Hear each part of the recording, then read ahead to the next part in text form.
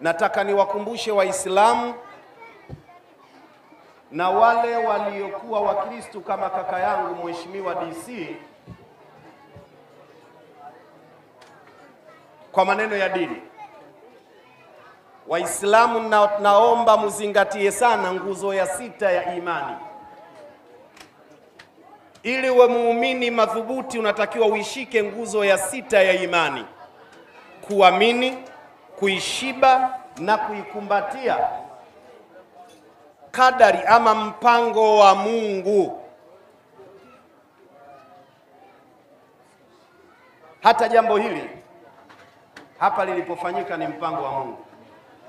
Mwanangu Sheikh Rashid aliponialika kuja katika jambo hili, nikamwambia hilo jambo nipe na mimi, mkimaliza na mimi tuje tuzungumze, niwaite viongozi wa serikali na wa dini. Habari ya kula na dhamini mimi, na msiwe na wasiwasi, tutawaruhusu. Chakula kinatoka kwangu na dakika 0 kitafika hapa, msosi wa kutosha, una wasiwasi, ili mradi tukumbushane vijana kama tulivyoambiwa na viongozi wetu. Kwa hiyo tuamini nguzo ya 6, mpango wa Mungu. Wanaotaka kwenda kuandamana, maana yake wametiania ya kwenda kupingana na mpango wa Mungu. Tumngoe Mama Samia, Mungu kamteua, unasema wewe hatukutaki, tunaleta wa kwetu. Maana yake unapingana na nguzo ya 6, alafu unajiita Muislamu. Lazima uamini mpango wa Mungu, kadari. Mungu kaamua Mpogoro awe ndiyo mkuu wa wilaya wa Ilala, na leo awakilishe na mwenziwe. Hata mimi pia nilikuwa napenda niwe mkuu wa wilaya, Mungu kaniangushia kwenye ushehe. Nguzo ya 6. Mstahikimea, mlikuwa wengi mnataka nafasi hiyo.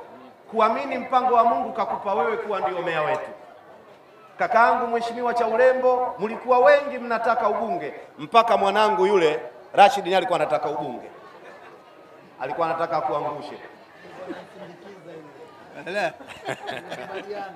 lakini Mungu kateua uwe wewe na madiwani nyote. Tuamini. Kwa hiyo tusiende, Waislamu tusiende kwenda kushindana na mpango wa Mungu, tusubiri temu ijayo.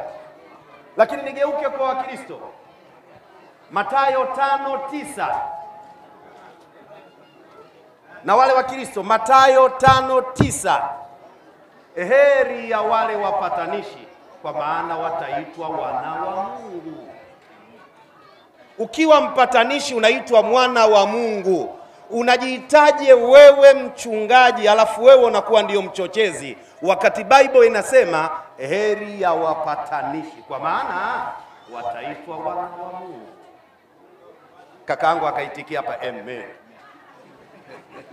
Niwaombe na wale Wakristo wote, twendeni tukashike pembe za jamvi la kikao, tukawe wapatanishi, ili tupate baraka ya kuitwa wana wa Mungu. Na maana halisi ya wana wa Mungu, maana yake ni wapendwa wa Mungu. Ingekuwa kwenye sheria, babu yangu, rafiki yangu, chawa wangu Sheikh Jongo wana kitu katika sheria wanaita qiyas wa aksi. Kama wapatanishi wataitwa wana wa Mungu, wapendwa wa Mungu, wachochezi wataitwa nani? Wapinzani wa Mungu. Kama wewe Mkristo wa kweli uko tayari kuitwa mpinzani wa Mungu, hizi ndio shukurani zangu na kuombeni kila mmoja. Na kama tunaitakia heri nchi yetu, Mheshimiwa Rais kasema njooni tukae tujadili, tufanye maridhiano. Wataalamu wa somo la tarbia wana maneno yao, wanasema maniddaa bima laisa fihi kadhabathu shawahidul imtihani. Anayejisifia kwa mambo ambayo hana ujuzi nayo, msipate tabu, mpeni majaribio. Akisema ye mtaalamu wa mpira kuliko Pakome, mpeni apige danadana 30, tutapata najibu anaweza kweli. Sasa hakuna sababu ya kutaka kuleta shida katika nchi. Mheshimiwa Rais kasema twendeni, basi tunachotakiwa sisi twende kwenye kikao cha maridhiano. Kama hakuna maridhiano anatuongopea, ndio tutakuja kwa wananchi. Niliwahi kusema viongozi wa serikali, ukweli, hata mkikasirika, Mheshimiwa Mpogoro, nyinyi hamuna watu ni wa kwetu sisi viongozi wa dini, ima wa mashehe Waislamu, ima wa wachungaji wa Kristo. Serikali inategemea wananchi ama raia kutoka kwetu. Tukiwaharibu nyoyo, Mheshimiwa Rais alisema viongozi wa dini wanapeleka mafundisho yao kwenye nyoyo, wanasiasa mafundisho yao yanakaa kwenye akili, na hatari zaidi yanayoathiri kwa haraka ni maneno ya kwenye nyoyo, kwa sababu raia wanaamini kwamba hayo ni mafundisho ya kiimani ya dini zao. Kwa tukiwaharibu, maana yake tunaichafua nchi. Si vyema sisi viongozi wa dini tuonekane ndiyo chanzo cha matatizo. Tuungane, Waislamu, Wakristo, wapagani na madhehebu zote zinazoungana na sisi, tushirikiane na serikali kuhakikisha utulivu unapatikana. Kama hapa nimeona timu kubwa hapa ya Mheshimiwa RPC wamekuja wanazunguka. RPC wa Temeke alikuwa aje, ana dharura, kaleta timu hapa na nimeongea naye mwenyewe. Wapo wanamume wanazunguka, ukifanya fyoko akilalama. Ndio. Nasirudi. Sasa amani hii, na kesho mwanafunzi huyu anakwenda kuoa, anatamani afanye sherehe, kuwe na amani ili sherehe yake inoge. Sisi tuliooa tunasherehekea. Wenzetu waje kuoa kimya kimya, hawana sherehe. Mbona tunawanyima na wao haki zao? Hata wale wenye vilabu wale wanalipa wachezaji fedha, amani ikipatikana wacheze mipira ili pesa yao ilipe. Tukifanya vurugu, maana yake wachezaji wanakula pesa za bure, viongozi wanalalamika haki zao. Lakini nilisema siku moja, hata sisi tulioa, niseme taratibu, walio mbali wasisikie.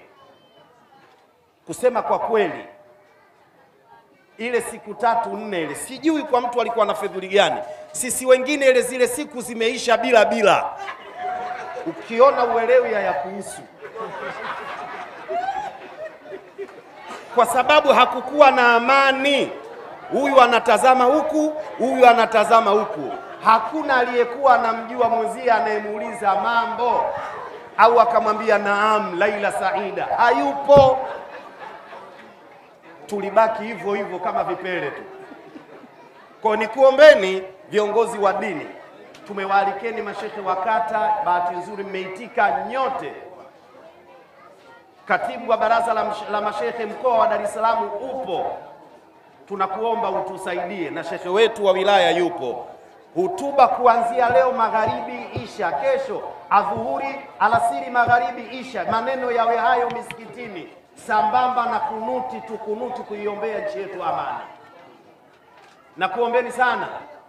Na wale ambao hawana presha, sukari na vidonda vya tumbo, kesho Jumatatu tufunge kumuomba Mwenyezi Mungu afunge hizi shida.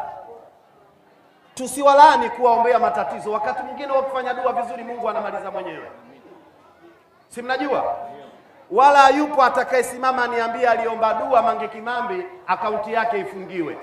Zile dua Mungu kapokea, akaona naanza na hapa, kinachofuata hatujui nini. Na wala usiingilie mipango ya Mungu. Usimwambie Mungu yule mtie uchizi, utakuwa uchawi. Kwa hiyo nakuombeni, nimeshukuru kwa dakika hizo, najua na chakula tayari. Mungu akulipeni kila la kheri, na mkabidhi shekhe wa wilaya afanye dua, tupige mchele tuende zetu.